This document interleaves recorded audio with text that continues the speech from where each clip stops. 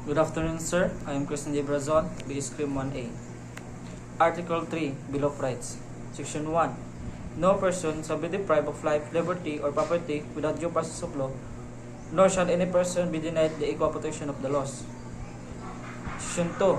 The right of people to be secure in their persons, houses, papers, and effects against unreasonable doubt, unreasonable searches and seizures of whatever nature and for any purpose shall be inviolable, and no search warrant or warrant shall issue except upon probable cause to be determined personally by the judge after examination under oath or affirmation of the complainant and witnessed. He may produce, and particularly describing to the place, the research and persons, things to be seized. Section 3. The privacy of communication and correspondence shall be inviolable except upon lawful order of the court, or when public safety or order requires otherwise, as prescribed by law. Any evidence obtained in violation of this or the preceding section shall be admissible for any purpose in any proceeding. Section 4.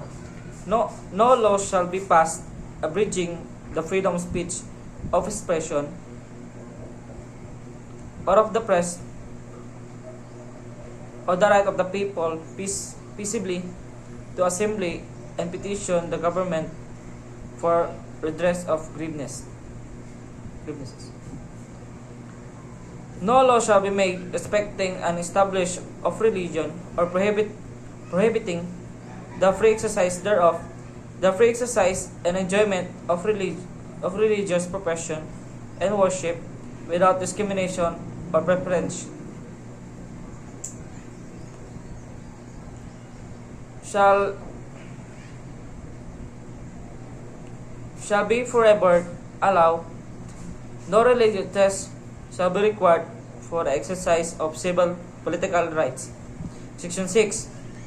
The liberty of abode and of changing the same within the limits prescribed by law shall not be impaired except upon lawful order of the court. Neither shall the right to travel be impaired in the interest of national security, public safety, or public health, as may be provided by law. Section 7. The right of the people to information on matter of public concern shall be recognized, or decisions as well as the government research data used as basis for policy development shall be affordable to the citizen, subject to such limitation as may be provided by law. Section 8. The right of people, including those employed in the public and private sector, to form unions, associations, or societies for purpose not contrary to law shall not be abrogated. Section 9. Private property shall not be taken for public use without compensation. Section 10. No law impairing the obligation of contract shall be passed. Section 11. Free access to the courts and quasi-judicial bodies and adequate legal assistance shall not be denied to any person by reason of poverty. Section 12. Any person under investigation for the commission of an offense shall have the right to be informed of his right to remain silent,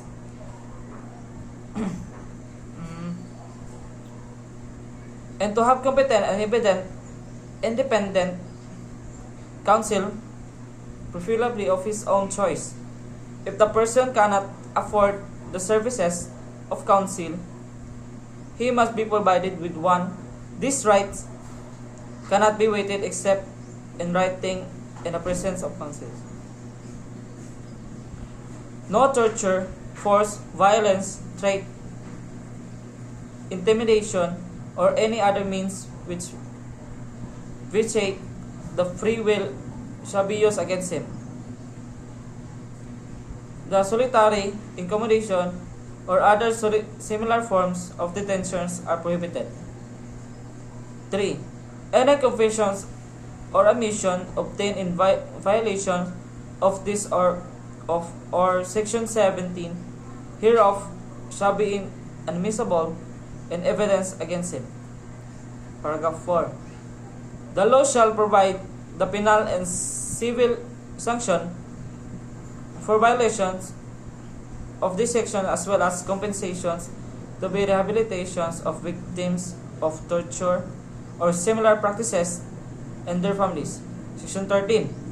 All persons except those charged with offense punishable by execution perpetua when evidence of guilt is strong shall before conviction be bailable by sufficient certies.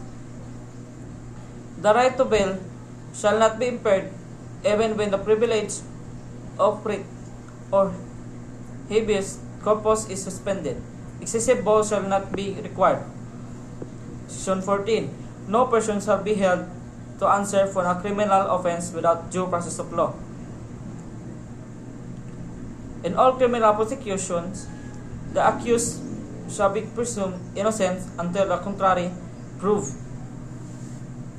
In public trial, to meet the witnesses face to face and to have compulsory process to secure the attendance of the witnesses. After arraignment, trial may proceed notwithstanding the absence of the accused, provided that he has been duly notified and is fair and justifiable. Section 15. The privilege of the writ of habeas corpus shall not be suspended except in cases in the invasion of rebellion when the public safety required it. Section 13. All persons shall have the right to a speedy disposition of their cases before all judicial, quasi-judicial, or administrative bodies. Section 17. No person shall be compelled to be a witness against himself. Section 18. No person shall be detained solely by reason of his political beliefs and aspiration. No involuntary servitude in any form shall be exist except as a punishment for a crime whereof the party shall have been duly convicted. Section 19. Excessive fines shall not be imposed, nor cruel, degrading, or inhuman punishment inflicted, neither shall be death penalty unless the compelling reasons involving heinous crime, the Congress thereafter provides for it.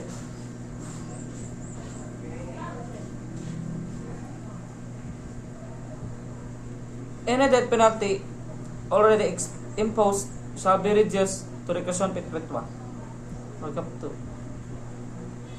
The employment of physical, psychological, or degrading punishments against any prisoner or detained, or the use of substandard or inadequate penal facilities under subhuman conditions shall be dealt with by law. Section 20. No person shall be imprisoned for debt or non-payment of a full tax. Section 21.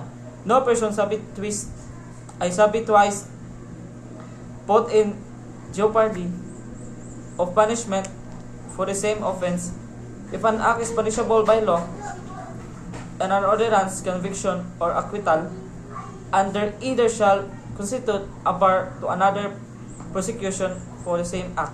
Section 22. No ex post facto law or bill of attender shall be accepted. Thank you. Manaman.